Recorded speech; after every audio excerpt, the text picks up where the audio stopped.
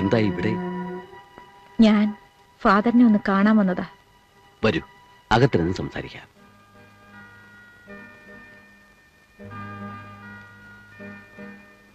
ഇരിക്കൂ. പത്മാവതി ഇപ്പൊ ഇവിടെയാണെന്ന് ഞാൻ അറിഞ്ഞിരുന്നില്ല. എന്റെ ഹസ്ബൻഡ് ഇവിടെ ഒരു ബംഗ്ലാവ് വാങ്ങിച്ചിട്ടുണ്ട്. അപ്പോ കുറച്ചു ദിവസം ഇവിടെ വന്ന് താമസിക്കാമെന്ന് കരുതി. ഓ, ആ, ഡോക്ടർ ജയദേവൻ എന്ത് പറയുന്നു? അയാൾക്ക് സുഖമല്ലേ? കൊല്ലങ്ങളായി അയാളെ കണ്ടിട്ട്. എന്താ പത്മാവതി? ജയേട്ടൻ മരിച്ചിട്ട് 3 കൊല്ലമായി. ഒരു കാർ ആക്സിഡന്റിൽ. Oh Jesus. ഫാദർ, ഞാൻ വന്നത്. പത്മാവതി വന്നത് എന്തിനാണെന്ന് എനിക്കറിയാം. നിങ്ങളുടെ പാസ്റ്റ് അറിയാവുന്ന എന്നെ കണ്ടപ്പോ പത്മാവതിയുടെ ഹസ്ബൻഡ് ഒരിക്കലും പഴയ കഥകളൊന്നും അറിയാനിട വരില്ല. ഫാദർ, എന്റെ ഭർത്താവിനോട് ഞാൻ എല്ലാം തുറന്നു പറഞ്ഞിട്ടുണ്ട്. എല്ലാം അറിഞ്ഞിട്ടും എന്നെ ജീവന തുല്യം സ്നേഹിക്കുന്ന ഒരു വലിയ മനുഷ്യനാണ് അദ്ദേഹം. എന്റെ കുഞ്ഞ് ജീവിച്ചിരുന്നെങ്കിൽ ആ കുഞ്ഞിനെ സ്വന്തം കുഞ്ഞായി വളർത്താനും അദ്ദേഹം തയ്യാറായിരുന്നു. ദൈവം നിശ്ചയിച്ച ഒന്നും മനുഷ്യൻ തിരുത്താനാവില്ല. പത്മാവതി, നിന്റെ സഹോദരന് ഞാൻ കൊടുത്ത വാക്ക് പാലിക്കാൻ എനിക്ക് കഴിഞ്ഞില്ല. ഒരു വൈദികൻ അങ്ങനെ ചെയ്യാൻ പാടില്ലാത്തതാണ്. പക്ഷെ ഞാൻ ചെയ്തത് ശരിയാണെന്ന് എന്റെ മനസാക്ഷി പറയുന്നു. ദൈവത്തിന്റെ ഇംഗിതം അങ്ങനെയായിരുന്നിരിക്കും. ഫാദർ എന്താ പറയുന്നത്? മരിച്ചുപോയി നീ വിശ്വസിക്കുന്ന നിന്റെ കുഞ്ഞ് ഇന്നും ജീവിച്ചിരിപ്പുണ്ട്. ഫാദർ, പ്രസവത്തിൽ നിന്റെ കുഞ്ഞ് മരിച്ചുപോയി എന്ന് നിന്റെ ചേട്ടൻ കള്ളം പറഞ്ഞതായിരുന്നു. ആ കുഞ്ഞിനെ ആരുമറിയാതെ നിന്റെ ചേട്ടൻ ഈ അനാഥാലയത്തിൽ കൊണ്ടുവന്നാക്കി. ജീവന് തുല്യം സ്നേഹിച്ചിരുന്ന അനിയത്തിയുടെ ഭാവിക്ക് വേണ്ടിയാണ് അന്ന് ഡോക്ടർ ജയദേവൻ ഇങ്ങനെ ചെയ്തത്. ഫാദർ, എന്റെ മോൻ. പത്മാവതിയുടെ മകൻ ഈ നാട്ടിൽ തന്നെയുണ്ട്. ആരാണ് ഫാദർ? പത്മാവതി അറിയും, രാജു.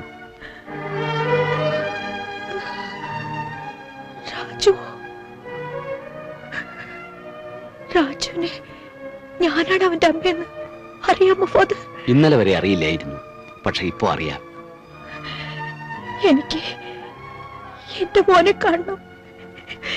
എനിക്ക് എന്റെ മോനെ കാണണം.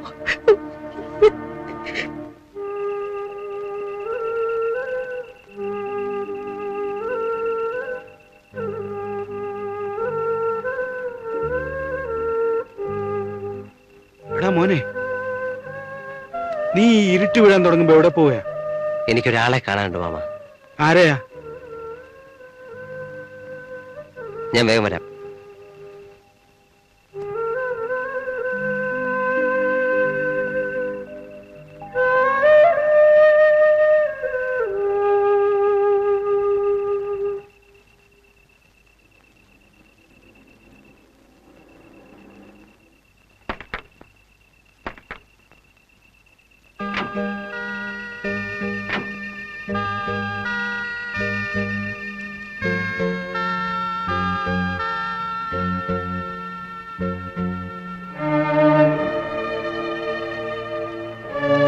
എന്താ? രാജുവിന്റെ വീടല്ലേ ഇത്? അതെ. രാജു ഉണ്ടോ ഇവിടെ? എന്തിനാ? ഇനിയും അവനെ സ്റ്റേഷനിൽ കൊണ്ടുപോയി ഇടികൊള്ളിക്കാനാണോ?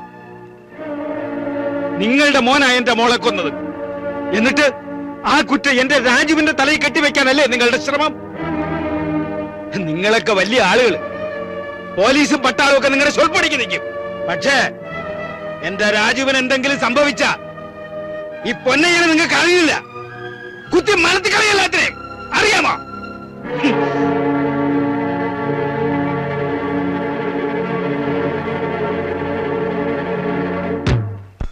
നീ എന്തിനത്ര വിഷമിക്കുന്നത്?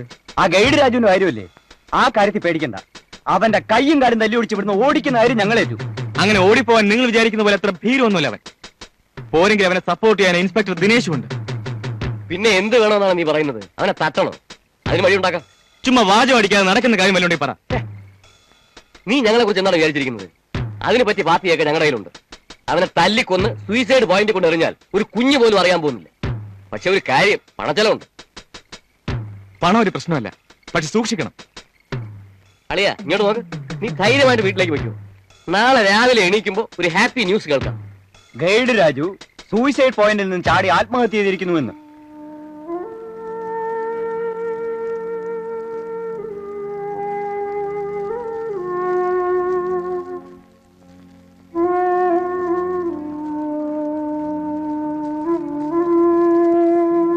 എന്റെ മോനെ കള്ളക്കേസിൽ കുടുക്കിയ ഒരമ്മയുടെ ശാപം നിനക്ക് എന്നുണ്ടാവും.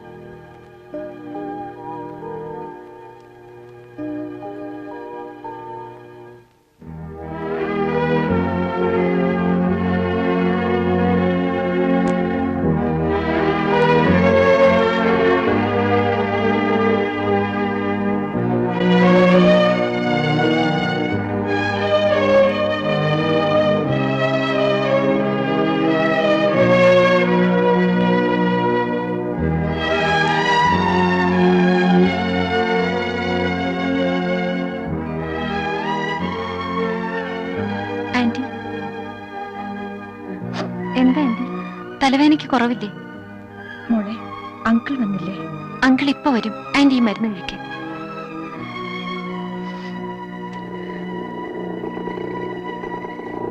ആ വിനോട്ടം വന്നെന്നാ തോന്നുന്നത്.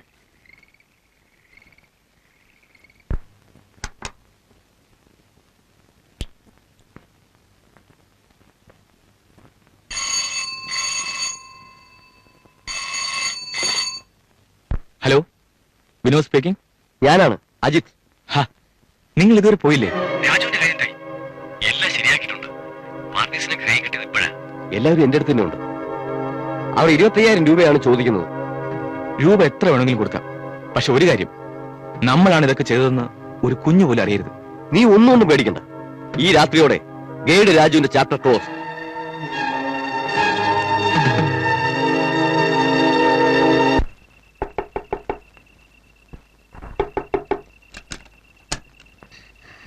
എന്താ വെച്ചേ?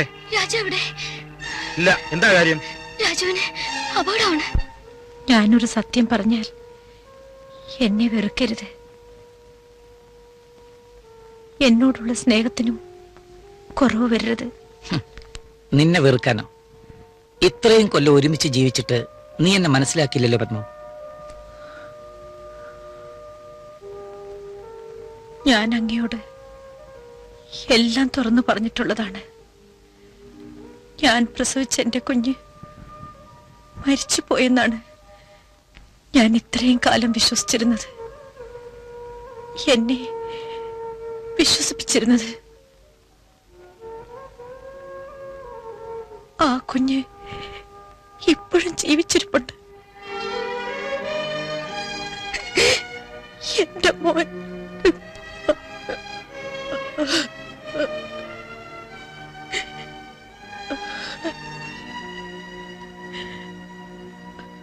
അതിന് നീ എന്തിനാ ഇങ്ങനെ വിഷമിക്കുന്നത്?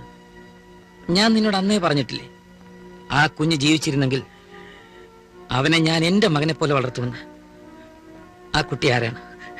അവനിപ്പോ എവിടെയുണ്ട്? പറയൂ പത്മം. രാജു. രാജു?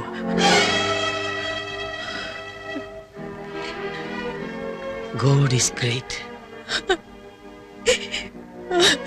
എന്നോട് ക്ഷമിക്കും. പിന്നു നിമ്മീതറിഞ്ഞ എന്നെ വെറുക്കൂല്ലേ? എന്തിന്? എനിക്ക് നിന്നെ മനസ്സിലാക്കാൻ കഴിയുമെങ്കിൽ അവർക്കും അത് സാധിക്കും.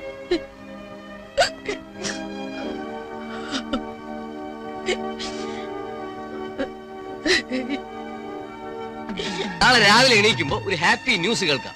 ഗൈഡ് രാജു സൂയിസൈഡ് പോയിന്റിൽ നിന്ന് ചാടി ആത്മഹത്യ ചെയ്തിരിക്കുന്നുവെന്ന്.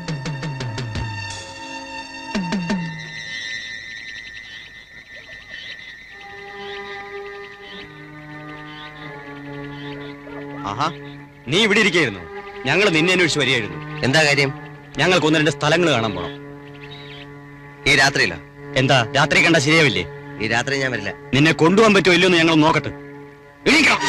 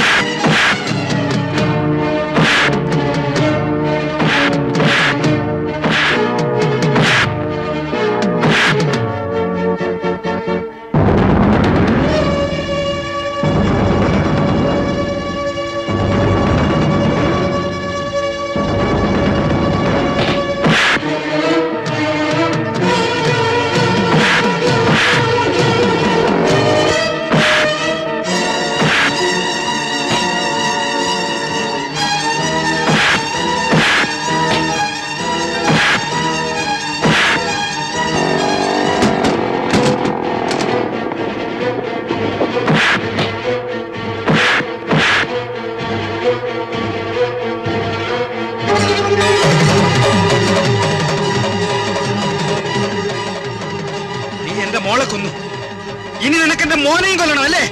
ഞാൻ പറയുന്നത് കേൾക്കൂ. രാജുവിനെ രക്ഷിക്കാൻ വേണ്ടി ഞാൻ വന്നത്. കള്ളം പറഞ്ഞിട്ട് നീ രക്ഷപ്പെടാൻ നോക്കണ്ട, നിന്നെ ഞാൻ കൊല്ലുവേണം. പൊന്നെ, ഞാൻ പറയുന്നത് കേൾക്കൂ.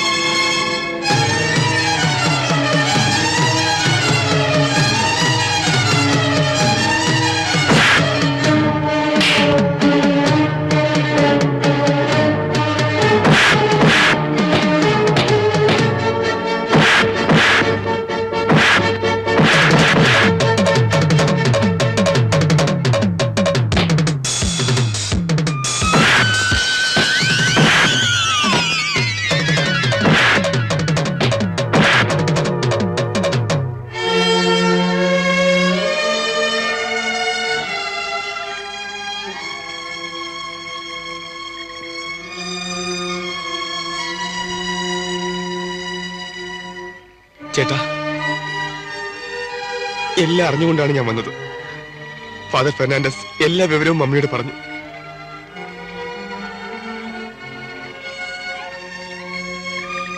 ഞാനാണ് ചേട്ടനെ കൊല്ലാൻ ആളെ അയച്ചത്. എന്നോട് ക്ഷമിക്കൂ ചേട്ടാ.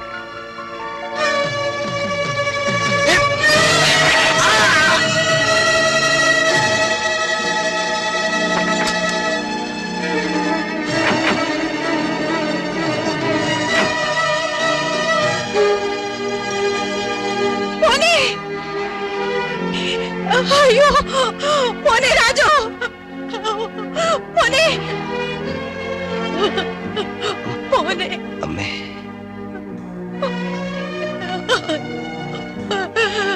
അയ്യോ